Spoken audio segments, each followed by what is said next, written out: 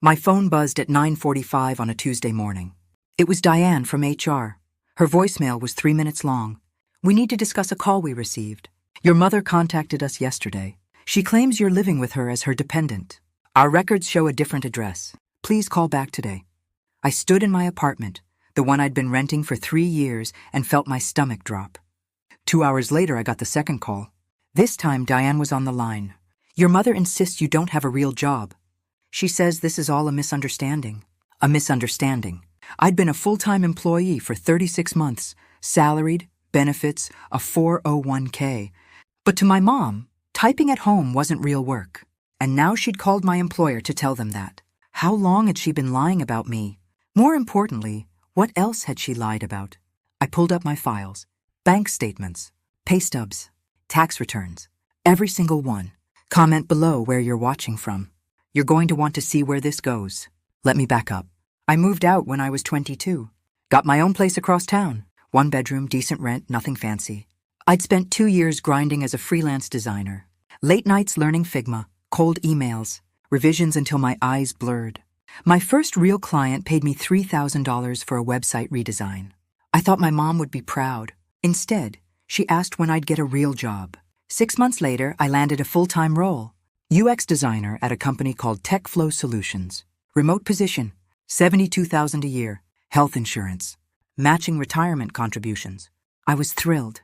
Mom's reaction? "So you're still just on the computer all day?" At Thanksgiving, my aunt asked what I did for work. My mom answered before I could. "Oh, she does some computer stuff at home. We're hoping she finds something more stable." I'd been employed for 18 months at that point. It became a pattern. She'd downplay it at family gatherings, refer to it as my online thing, ask when I planned to get a real career. I stopped talking about promotions, stopped mentioning my raises, and I started keeping records.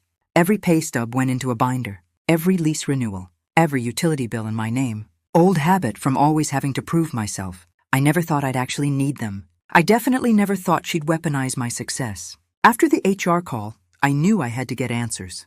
I called my mom. She picked up on the first ring. "Why did you contact my employer?" Her voice was sharp, defensive. "I was trying to fix your mistake. You embarrassed me." "My mistake? Mom, I don't live with you. I haven't for 3 years." "That's not what I told my accountant." The air left my lungs. "What are you talking about?" "I claim you as my dependent. I have for years. It's my right as your mother. I raised you." I couldn't speak.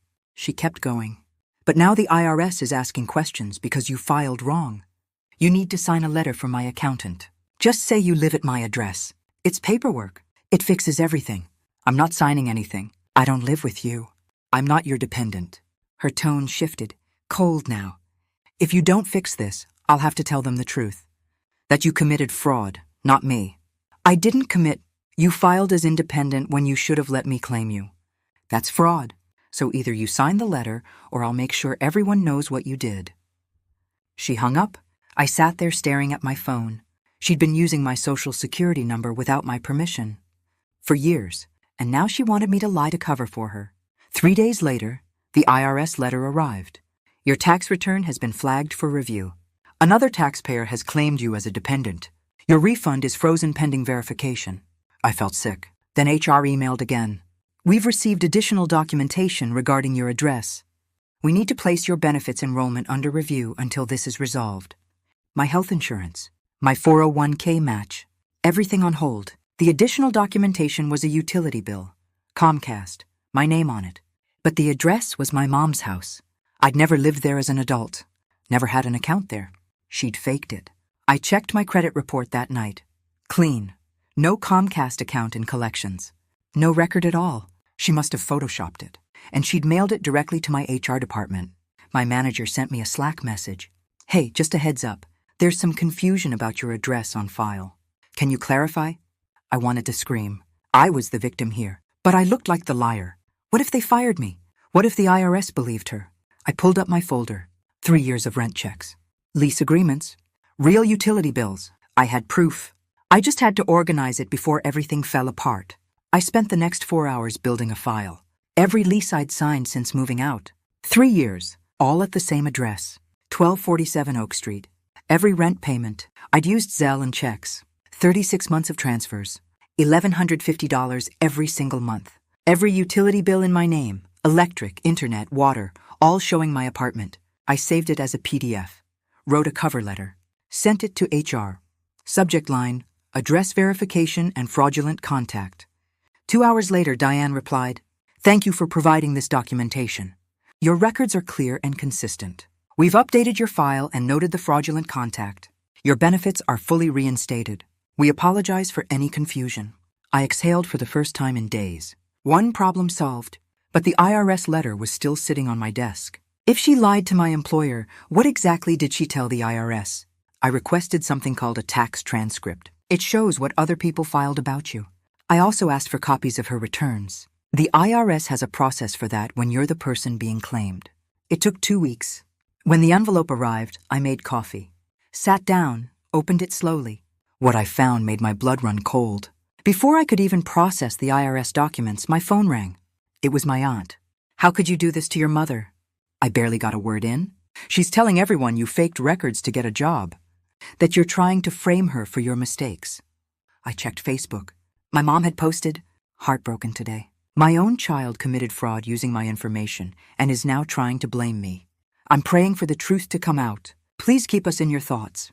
63 reactions, 40 comments, all supportive of her. My cousin messaged me privately. "Is this true?" I didn't even know where to start. Then the next bomb dropped. A letter from the State Labor Board. My mom had filed a formal complaint. She claimed I falsified my address on my I-9 employment verification form. The letter requested that I provide proof of residence at the time of hire. Thankfully, I had it. But I'd now have to submit it to a state agency. Her escalation wasn't slowing down. It was accelerating. Then came her final move, a voicemail. 11 p.m. on a Thursday. "You have until Friday to withdraw your IRS challenge and sign my letter. If you don't, I'm filing a lawsuit. Defamation, identity theft, fraud. I'll take everything you have." 4 days. I had 4 days to decide if I'd let her bury me or fight back. I opened the IRS transcript on my laptop, and there it was. My mother's tax return, 3 years in a row. Dependent claimed my name, my social security number, my date of birth. Each year she'd listed me as living at her address. Each year she'd qualified for the earned income credit because of me. And the child tax credit. Total credits over 3 years? $11,240. She'd collected nearly $4,000 a year by claiming me as a dependent, while I was paying my own rent, filing my own taxes, living independently. But it got worse. I pulled my credit report, full version this time. There was an account I didn't recognize. A Discover card, opened in September of 2021, 2 years ago. Balance, $4,847. 60 days past due? I'd never opened that card. She had used my social security number. Again. I filed an identity theft report with the FTC that night. Then I submitted IRS Form 14039, Identity Theft Affidavit. I attached every document I had. This wasn't about family anymore. This was fraud. And I had every receipt. I didn't understand why she'd risk all this. Then my cousin sent me a text. "Did you know your mom lost her job?" I didn't. She hasn't worked since 2022. I thought you knew. I went back to the IRS documents. Her adjusted gross income for 2023? $7,450. The earned income credit refund that year? $3,618. She wasn't just claiming me for a bigger refund. She was claiming me because it was half her income. I did the math. Without those credits, she was living on less than $8,000 a year. Her car payment was behind. I found out later she owed back rent to her landlord. That fake utility bill? It was her real bill. She just swapped my name onto it in Photoshop. She wasn't cruel. She was desperate. And she felt entitled. Entitled to my social security number. To my name. To my income on paper. She'd rather commit fraud than ask for help. Rather destroy my credit than admit she was struggling. I felt something shift inside me. Not anger anymore. Clarity. I knew exactly what I had to do. And it wasn't revenge. I hired a tax attorney the next morning. Her name was Laura. She specialized in identity theft and IRS disputes. I also brought in an identity theft recovery specialist. Here's what we did. First, we filed an amended return for me. Clean, accurate, independent status. Second, we disputed the fraudulent credit card. Submitted the FTC report and a notarized affidavit. Third, we sent a formal victim impact statement to the IRS Criminal Investigation Division. I want to be clear, I didn't press criminal charges. I could have. Laura said I had grounds, but I didn't want my mother arrested. I wanted the fraud stopped. We requested an official determination that her dependent claims were false, that I was the victim, that she owed restitution. Then we drafted a cease and desist letter. It was simple. You are prohibited from using my name, social security number, or any personal information in future filings, applications, or accounts. This is backed by a Federal Trade Commission identity theft report. Any further use will be considered a violation of federal law. We sent it certified mail, signature required. I didn't call her, didn't argue. I blocked her number, removed her from my emergency contacts, deleted her from every account, and then I waited. 3 weeks later, the IRS sent their determination letter. The envelope was thin, 1 page. I opened it standing in my kitchen. Determination regarding dependent status. The IRS had reviewed everything. My lease, my pay stubs, my rent payments, my utilities, and they'd reviewed her returns. Their conclusion was clear.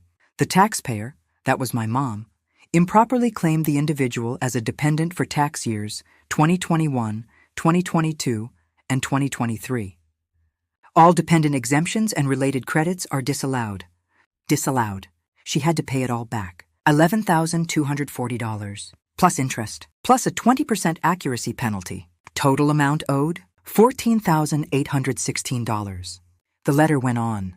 The claimed individual, me, has been verified as an independent filer.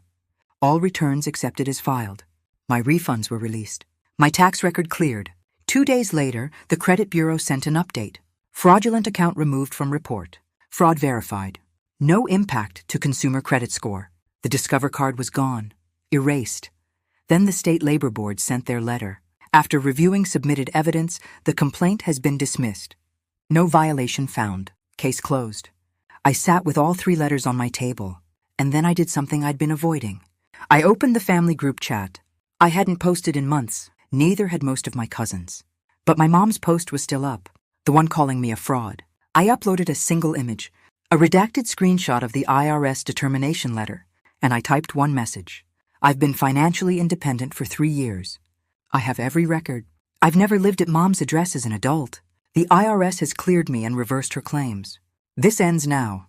I turned off notifications. Within an hour, my cousin liked it. Then another. My aunt messaged privately. I'm sorry. I didn't know. Most people stayed silent. My mom sent one text to my old number. I saw it later in my blocked folder. You've ruined me.